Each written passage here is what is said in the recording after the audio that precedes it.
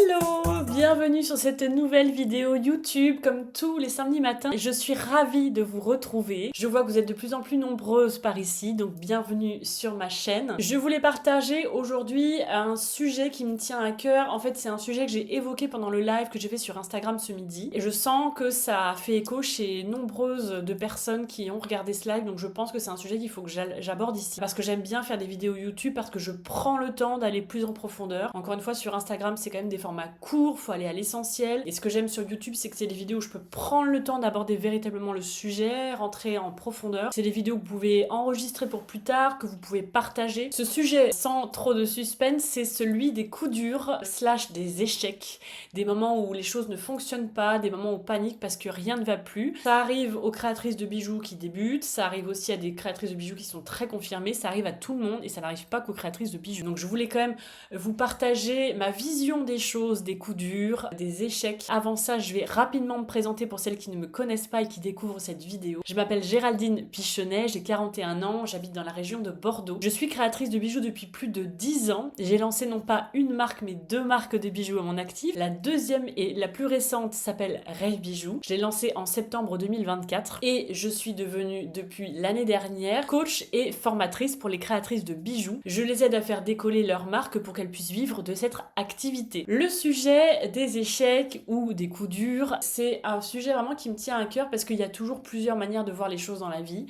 et je voudrais vous transmettre ma vision de ça. Alors c'est très facile à dire quand on n'est pas dedans, bien sûr, donc là pour l'instant pour moi tout va bien, je touche du bois, mais à tout moment il va y avoir des mois compliqués. Je préfère en parler parce que là pour l'instant voilà, je suis pas dedans, donc forcément j'ai le recul nécessaire pour vous en parler, pour vous transmettre des choses si vous êtes dedans vous actuellement. Je voulais juste vous rappeler que les coups durs et les échecs font partie de la vie. Et surtout, je vous suggère de les accueillir, ces périodes-là, parce qu'elles sont nécessaires. Et si elles arrivent, c'est toujours pour une bonne raison. Déjà, la première chose qu'il faut retenir, c'est que les coups durs sont les moments où vous allez apprendre le plus de choses. Le plus de choses par rapport à votre activité, le plus de choses par rapport à vous-même. Là où on grandit, là où on se redécouvre, on découvre des ressources, on découvre un peu plus des choses en nous, c'est les moments de coups durs, que ce soit dans la vie pro ou perso, hein. Pour moi c'est vraiment la même chose. Moi il y a eu des moments dans ma vie où vraiment je me suis découverte et j'ai plus été la même personne après. Ça a été pendant ma dépression. J'ai fait une dépression en 2014-2015 et je me suis clairement découverte. Alors clairement, j'ai pas envie de le revivre, hein, mais pour autant, ça a été un moment nécessaire dans ma vie parce que je suis devenue quelqu'un d'autre à la suite de cette dépression. J'ai appris des choses sur moi, je me suis découverte, je me suis fait confiance et vraiment, je pense que voilà, ça m'a transformée. C'est un peu voilà, comme la chrysalide qui se transforme en papillon. La dépression, pour moi, c'est un moment de repli sur soi, d'introspection, de grande tristesse, de grand marasme, qui sont nécessaires aussi pour se découvrir, se questionner, comprendre ce qui ne va pas, pour ensuite renaître avec un papillon qui prend ses ailes. Moi, la dépression, en tout cas, je l'ai vécue comme ça. J'ai aussi appris à me connaître et à me dépasser pendant mon parcours PMA qui a duré 7 ans. Voilà, clairement, ça a été très très dur et très éprouvant, mais j'ai découvert des vraies amitiés, j'ai découvert des ressources en moi, j'ai découvert des ressources dans notre couple. Et clairement, ça m'a construit, ça m'a rendue plus forte, rendue plus optimiste, rendue plus résiliente. D'une autre mesure, hein, la crise du Covid aussi, on a tous été enfermés comme ça pendant de nombreux mois. Moi, sur le papier, je pensais que j'allais être en panique totale. Alors j'ai été dans le mal les 2 premières semaines de notre enfermement, le premier, mais après je me suis pareil découvert des ressources, on a rebondi, enfin...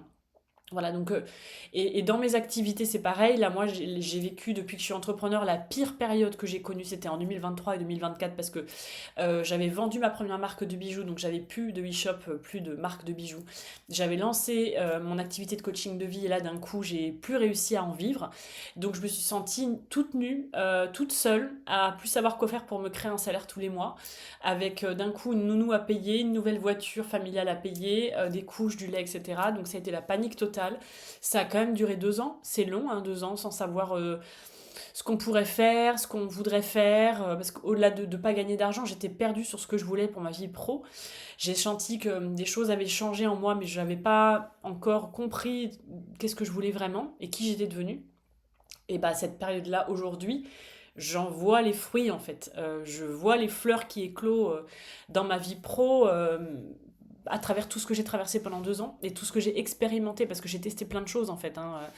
J'ai été dans l'action plus que dans l'inaction. J'ai pas attendu en mode ok, donc à quel moment les clients reviennent quoi. J'ai dit allez, j'essaye ça, j'essaye ça, j'essaye ça. Donc j'ai essayé plein de choses et là aujourd'hui, tout ce que j'ai expérimenté bah, a un sens dans ma vie parce que c'est ce qui fait que j'en suis arrivée là où j'en suis arrivée en 2025 et 2026. Donc voilà, donc déjà vraiment. Premier point à retenir, c'est les coups durs font partie de la vie. On en connaît tous. Et surtout, c'est vraiment là où vous allez apprendre le plus de choses sur vous, sur la vie, sur l'entrepreneuriat, sur votre business, sur votre couple, voilà, peu importe le coup dur en question. Mais je vais essayer de rester concentrée sur les coups durs dans la vie de créatrice de bijoux en tout cas. Voilà, c'est vraiment là où vous allez apprendre et grandir le plus. Et deuxième point à retenir par rapport aux coups durs, c'est que tout le monde les connaît.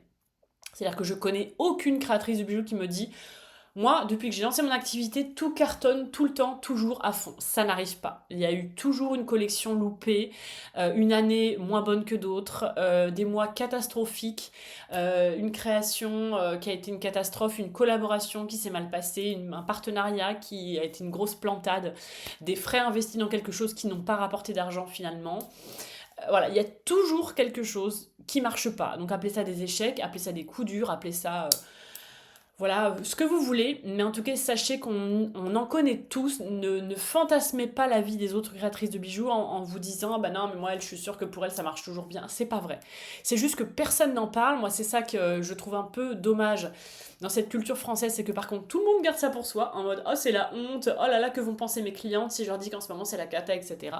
Donc, je dis pas que personne le fait, mais c'est très rare les personnes qui vont oser parler des échecs, des coups durs et des moments de panique et bah, des choses qui n'ont pas fonctionné, parce que j'ai envie de dire des erreurs. Je crois pas qu'il y a d'erreurs dans la vie, il y a juste des échecs, des choses qui fonctionnent pas, des choses qui sont pas à la hauteur de ce qu'on avait investi, mais il n'y a pas d'erreur.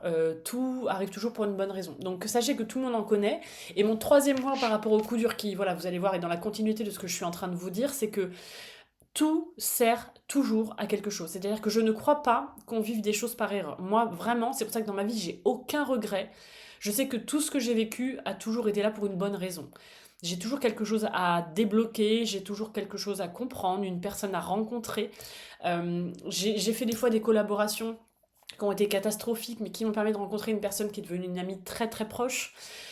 Ou alors une collaboration qui s'est pas bien terminée mais qui m'a permis de développer une autre collaboration qui elle pour le coup a été génialissime et que j'ai adoré, une collection qui a mal commencé mais qui finalement derrière a décollé, un mois qui était pas très bon mais finalement 2 mois plus tard ça a explosé, un démarrage qui était pas terrible alors que finalement, enfin voilà, c'est pour dire que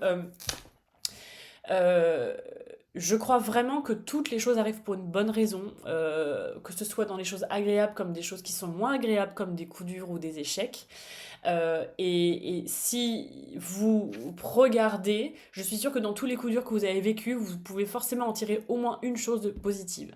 Soit une rencontre, soit une somme d'argent, soit quelque chose, voilà, un déblocage, c'est-à-dire que vous étiez bloqué pour faire quelque chose et vous l'avez fait une fois, même si ça s'est mal passé, bah, ça vous a aidé à le faire une autre fois. Je sais pas moi, comme par exemple, alors moi je vais vous parler d'un échec, voilà, on va parler concret, allez. On va dire que le dernier échec que j'ai connu, c'est le marché du Cap Ferret. J'ai postulé pour faire le marché, alors c'est un vrai marché, hein, c'est pas un marché de créateurs, c'est un marché du matin. C'est-à-dire que le stand il est là de 9h à 13h, on déballe tout le matin, entre 7h et 9h et on remballe tout à 13-14h. Donc on rentre chez soi, il est 15-16h, on est lessivé. Et je me suis dit, ok, pour moi le Cap Ferret c'est le Graal, il y a un pouvoir d'achat de dingue, les gens sont présents, donc c'est au mois de mai, c'était pendant des ponts du mois de mai. Je me suis donné du mal, vraiment du mal, parce que la Chambre des métiers et de l'artisanat ne m'a pas du tout aidée pour accélérer le process, pour que j'ai une carte d'artisan ambulant, enfin de commerçant ambulant qui est nécessaire et obligatoire pour faire un marché au Cap Ferret. Donc voilà, j'ai pas été aidée, j'ai fait du forcing à fond, j'ai été à fond. Je me suis décidée, j'avais pas de carte de commerçant ambulant, donc déjà moi j'ai dû pousser la CMA qui, a priori, avec le premier appel m'a dit c'est trop tard madame, désolée vous ne pourrez pas le faire. Je vais attendre, moi je veux travailler, on n'arrête pas de dire qu'en France les gens ils travaillent pas assez, moi je veux bosser, vous allez quand même pas m'empêcher marché, de travailler, alors que c'est un marché qui a lieu dans 2 semaines. Je fais non, non, je suis désolée, mais moi j'ai postulé, ils m'ont prise, maintenant il me faut ma carte de commerçant ambulant. Donc j'ai ramé déjà pour avoir ma carte de commerçant ambulant. Mais après, je me suis réveillée un peu tard et j'ai réalisé que j'avais plus aucun matériel pour faire un marché. Donc il a fallu que j'aille me trouver des tables, des nappes, que je trouve mon style de déco que je voulais mettre en place, que j'achète de quoi faire, que j'ai les idées, j'ai les inspirations. Après, il a fallu que je fabrique plein de trucs parce qu'il faut quand même du stock. Enfin voilà, j'ai vraiment, vraiment couru partout. Et en fait, je suis arrivée déjà physiquement, mais ça a été d'une horreur pas possible, surtout que j'étais seule, j'ai pas été du tout aidée par mon chéri qui gardait notre fils. Donc déjà se lever très tôt, faire 1 heure de route, avoir le stress de savoir si on est tiré au sort, etc. Enfin, c'est très particulier. Et voilà, je crois pouvoir vous dire, parce que vous savez que je suis plutôt du genre à tout vous dire, je crois que j'ai gagné peut-être 380 €, mais ça serait le grand, grand, grand max. Peut-être même c'est 280 €, je sais plus. Mais en fait, en gros, j'ai gagné exactement ce que ça m'a coûté, parce que j'ai payé une location de Barnum pendant 3 jours. J'ai dû payer beaucoup de matériel du type des bustes en cuir, etc. Des plateaux. Enfin voilà, j'ai acheté quand même pas mal de matériel, des cartes de visite, et j'ai acheté aussi un drapeau avec mon. Enfin voilà, j'ai investi beaucoup de choses, un terminal de paiement. Donc tout ça mis bout à bout. J'ai rempoché exactement la même somme. Donc déjà, il faut savoir que quand même, je pense que vous vous doutez que... Allez, admettons que j'ai fait 380 €, mais je pense que c'était même moins que ça. Je sais qu'en fait, chaque jour, je divisais le montant que je gagnais. Donc je pense que genre le premier jour, j'ai peut-être gagné, allez, 180 €. Le lendemain, je me suis dit, bah, de toute façon, je pourrais pas faire pire. Bah si, j'ai fait 90. Genre le surlendemain, j'ai fait 45. Enfin voilà, ça a été une catastrophe. Donc je pense que voilà. Non, ça devait être 280 € que j'ai gagné. Sur 3 jours, c'est nul. Voilà, ça fait 100 € par jour, c'est nul pour ce genre d'événement, surtout qu'il y a un bon pouvoir d'achat. Et donc on peut dire que c'est un échec, c'est un gros coup dur, d'autant plus l'argent que j'ai investi, l'énergie que ça m'a demandé les 2 semaines de courir partout pour tout préparer. Au niveau administratif, etc. Fallait que j'achète des packaging aussi parce que j'avais pas encore de packaging. Enfin, je suis vraiment, je me suis lancée. La marque avait même pas 1 an. Enfin, vraiment, j'étais pas prête, quoi. J'avais pas beaucoup de stock. Donc ça a été éprouvant physiquement, émotionnellement parlant, au niveau du stress pour voilà juste 280 € sur 3 jours, c'était nul. Donc c'était un coup dur, mais qu'est-ce que par exemple moi je retire de cette expérience, c'est que je m'étais dit que peut-être j'allais en refaire d'autres en fait tout l'été. Et j'étais prête à prendre sur moi d'y partir le matin comme ça si ça pouvait me ramener du cash et faire grandir ma trésorerie plus vite. Parce que la trésorerie, c'est ça qui vous permet d'investir, de faire grandir une marque, etc. Donc j'étais prête à faire ce sacrifice tout l'été, de me taper les marchés du Cap Ferret. Et heureusement, du coup, j'ai testé 3 jours en mai pour me rendre compte que d'une, j'avais pas encore les reins assez solides pour faire ça, parce que j'avais pas encore assez de stock, parce que une grande partie de cet échec vient du fait que j'avais très peu de stock. Donc par rapport aux autres stands qui étaient remplis, full de stock, moi clairement ça faisait nu à côté, c'était pas vendeur du tout. Mais à l'époque, j'avais pas encore la trésorerie suffisante pour avoir plus de stock. Et je me suis rendu compte que physiquement parlant, j'étais pas du tout faite pour ça en fait. Me lever à 5h30 et m'épuiser alors que j'ai déjà un rôle de maman parce que mon fils avait 3 ans à l'époque. Enfin voilà, ça restait un enfant en bas âge. Et puis j'avais des difficultés personnelles très éprouvantes qui pareil, me prenaient beaucoup d'émotions et du coup d'énergie. Je me suis rendu compte que je n'avais pas les épaules pour faire des marchés et marchés de créateurs à ce moment-là. Et donc le plan que je prévoyais pour l'été en mode allez on y va, on fait les marchés du Cap Ferret, comme ça rentre de la trésor, on va plus vite, on va plus fort. Et pareil pour les marchés de Noël, j'ai compris qu'en fait c'était pas du tout ok pour moi, je n'étais pas prête et je pouvais pas être sur tous les combats. Et donc j'ai pris la décision de ne pas faire de marché du Cap Ferret l'été et de ne pas faire de marché de Noël. Parce que j'étais trop fragile physiquement et émotionnellement pour encaisser ce genre d'événement. Et pas ressortir de là écrabouillé. Parce que c'est quand même très très... Ça demande, je trouve, c'est un gros investissement physique, hein, les marchés. Encore plus les marchés en extérieur. Donc là, je crois que j'ai compris le message et je suis contente parce qu'en effet, je n'ai fait aucun marché depuis. Et je me remercie parce que voilà, j'ai eu une année éprouvante et je n'avais pas besoin de ça, j'avais pas les épaules pour ça. Et du coup, ça m'a aidé à prendre la décision en âme et conscience. Voilà. Donc voilà, c'était le partage que je voulais vous transmettre qui j'espère va vous faire du bien. Sachez que les coups durs, ça arrive à tout le monde et ça fait partie de la vie d'entrepreneur. C'est-à-dire que vous connaîtrez personne pour qui ça marche tout le temps, tout le temps, tout le temps, tout le temps. Et que c'est tout le temps en croissance et qu'il n'y a pas des mois difficiles, il n'y a pas des collections difficiles. Voilà, il faut vous dire déjà que ça fait partie du chemin. Donc si déjà vous acceptez que ça fait partie du chemin, c'est comme vouloir être en couple depuis, enfin moi ça va faire 16 ans que je suis en couple, et me dire à chaque engueulade, ah c'est pas normal qu'on s'engueule, ah, peut-être qu'on va se divorcer, bah non, maintenant j'ai compris qu'en fait les engueulades ça fait partie de la vie, ça veut dire qu'il y a un sujet qu'il faut qu'on traite parce qu'on n'est pas d'accord dessus, qu'il y a quelqu'un, voire les deux, qui sont dans l'inconfort vis-à-vis de ce sujet, qu'il faut qu'on trouve une solution en fait, c'est juste ça que ça veut dire. L'autre point, c'était de vous rappeler que c'est dans ces moments-là qu'on grandit beaucoup et qu'on apprend énormément. Parce qu'en fait, quand tout va bien, je suis désolée de vous le dire, mais c'est agréable quand tout va bien. Mais en vrai, on n'apprend rien. Voilà. Que ce soit dans le pro ou dans le perso, quand tout va bien, on n'apprend rien. Dans les coups durs, on apprend énormément, on grandit. Et vraiment, dites-vous, moi, à chaque coup dur que j'ai eu dans ma vie pro et perso, derrière, il y a eu un truc hyper intéressant. Et ça, c'est le dernier point que je voulais vous transmettre. La vie, c'est toujours ce qu'elle fait. Et quand on a un moment dur comme ça, c'est qu'a priori, il y a un truc qu'elle veut qu'on débloque. Elle veut un truc qu'on apprenne, qu'on comprenne, qu'on débloque. Et donc, ça veut dire que si vous arrivez à utiliser ce coup dur pour débloquer ce qui était en sujet sur le coup dur, comprendre et mettre de nouvelles choses en place, vous allez faire un level up dans votre business. En fait, pour moi, avant chaque grosse progression sur une marque de bijoux, il y a un coup dur. Voilà. Et pour moi, tous les coups durs m'ont fait faire une marche supplémentaire dans ma marque de bijoux. Parce que, encore une fois, ça veut dire que je me suis posée, je me suis demandé, ok, là, pourquoi ça va pas? Qu'est-ce qui se passe? Quelle erreur j'ai fait? Qu'est-ce que faut que je change? Qu'est-ce que je ne dois pas reproduire? Qu'est-ce que je pourrais faire différemment? Quelle idée je peux avoir à la place de ça? Et vraiment, moi, plus le coup dur est dur, et il est gros, il est important, il est grave, on va dire ça comme ça, plus moi, derrière, dans ma vie, le changement que ça m'a apporté a été fulgurant. Voilà. Donc sachez qu'un petit coup dur, c'est cool. C'est pas très cool, mais en même temps, c'est pas très dur. Mais sachez que les vrais coups durs, les trucs vraiment durs qui durent un petit moment et qui nous font vraiment douter et perdre parfois même espoir, si tu le surmontes, ta marque va passer à un nouveau niveau en fait. Et dans ta vie, c'est pareil.